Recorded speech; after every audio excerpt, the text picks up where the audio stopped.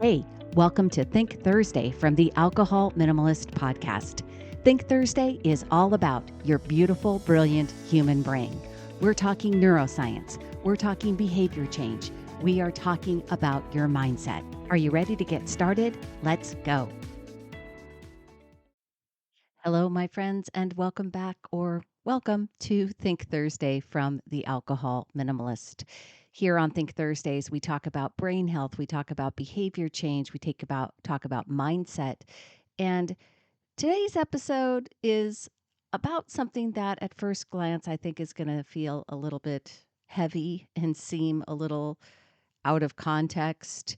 And if this is the very first time that you've ever dropped into one of these Think Thursday episodes, I want to promise you they're not all maybe, I don't know. It's not a bad thing, but um, we are going to be talking today about how thinking about dying is one of the things that you can do to actually lean into happiness more. And it's one of the best things you can do for your happiness.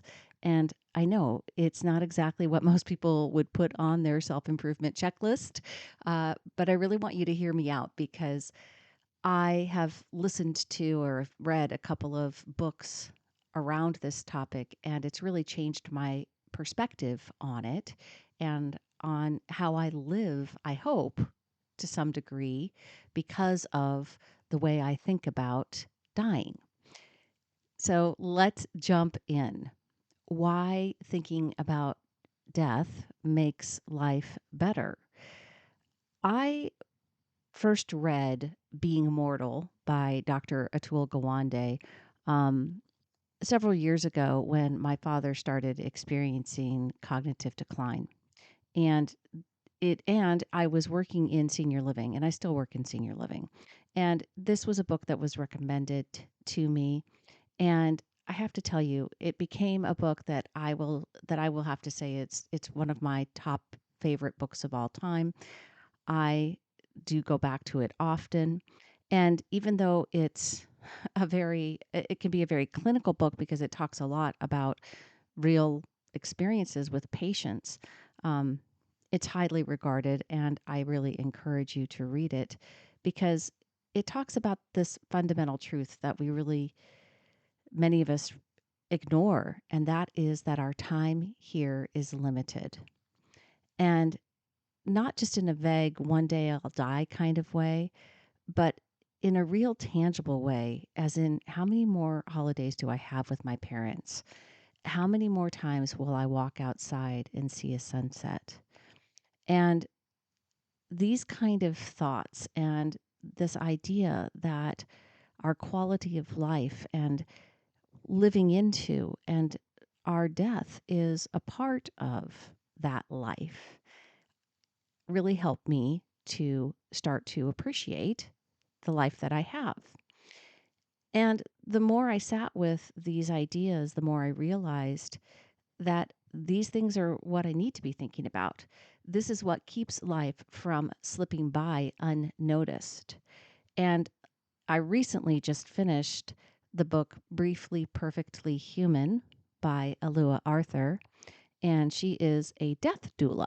If you don't know what a death doula is, go ahead and look that up or read this book because I actually really appreciated it as well. And she says that we resist death because we think it's the opposite of life. But it's not. Death is what gives life its shape. And without it, nothing would have meaning. And that really hit me hard the first time I read it. Death isn't the enemy of life, it's what gives it depth. And here's the thing, people who think about death regularly actually tend to be happier. And there is solid research behind this. Yes, you knew I was going to bring in some science.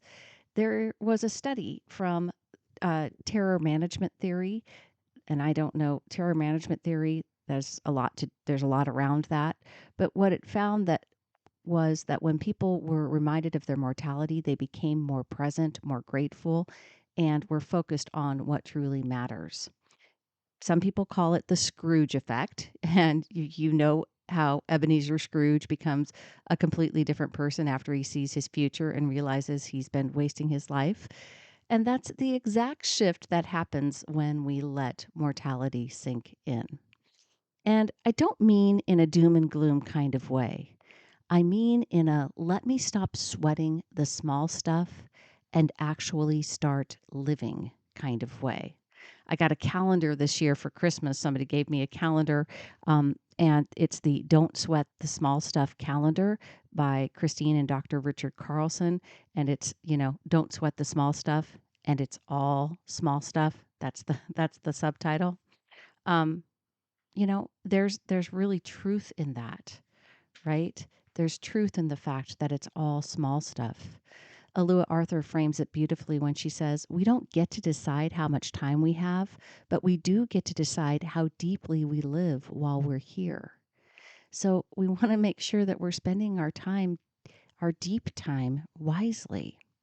And what does this look like in practice? How do we actually use this in a way that helps us, not in a way that sends us spiraling into existential dread, right? Where we're not just fearful of our own mortality. There's 3 simple but powerful mindset shifts I really want to offer to you. The first one is ask yourself, how many more times? That's one of those things that really can help you, especially if you're challenged by somebody's changes or their personalities. I've talked to many people who are challenged by having to care for an older parent or a loved one who is experiencing cognitive decline, and it can be frustrating and so energy draining sometimes, and I get that. And when you ask yourself and remind yourself, how many more Christmases with this person? How many more summers where your kids are still little? I know, I was a total culprit of wishing away days when my kids were little. I wanted them to grow up faster. Of course, that was you know, a really terrible way to look at things back then. And I'm really glad that I've figured that out now. Um, when you are with dear friends, remind yourself how many more sunsets, how many road trips, how many more coffee dates will you get to have? And then act accordingly. Because if the number is smaller than you like, and it probably is because, who wouldn't want it to be more? What are you going to do about it? Right? How are you going to change your perspective so that you really remind yourself and take the actions that align with these things that are so important to you? The next practical way to use this insight is to ask yourself to use the will this matter test. I think there's the power of 5 or the theory of 5. If it's not going to be important in 5 years, don't waste more than 5 minutes worrying about it. The next time you're frustrated about something, ask, will this really matter to me on my deathbed? If the answer is no, then let it go, right? So much of that we stress about isn't actually important in the long run. Yet we waste a lot of time being stressed out, right? And third, as in an action to implement this insight is write your reverse bucket list. Instead of listing things you want to do, list the things that you're grateful for that you have already done. Because part of thinking about death is really appreciating the heck out of your life. Really ask yourself and remind yourself of all the many things that you have to be grateful for. Alua Arthur sums it up by saying, we focus so much on what we haven't done that we forget to honor the incredible moments that we've already lived. What would it feel like if you took that approach instead? I know that thinking about death or dying can feel scary. It doesn't feel real sometimes, especially when you're young. We don't look ahead that far. And certainly the older I get, the more real death becomes, right? And I just want to ask you to think about it. And when you stop avoiding thinking about it, something can shift. And if you stop wasting time on things that don't really matter, you stop waiting for someday to do the things that you really want to do, isn't that really kind of the whole point of living this beautifully um, human experience? My challenge for you to this week is really to lean into this idea. Take 5 minutes, sit with it, ask yourself, if I only had a year left, what would change? And then go make those changes. Start making them now. Decide that you want to live like you were dying, because the truth of the matter is we all are. That's what happens after we're born. We live and then eventually we all die. And it is learning how to find meaningful, meaning in that passing that allows our lives to be more meaningful. I do not want my life story to not be something that I feel really good about, that I know that I invested my time wisely. And that doesn't mean it's going to happen every day. That doesn't mean that I'm not going to waste time here and there. That's, again, part of being human, right? But it does mean that I come back and I ground myself and I remind myself on a regular basis to appreciate my life, because I don't ever know, none of us do, how much more time we have. In the show notes this week, I will put links to both Being Mortal and Briefly, Perfectly Human.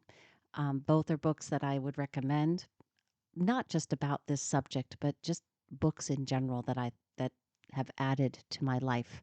So check them out. That is all I have for us this week, my friends. Until next time, choose peace.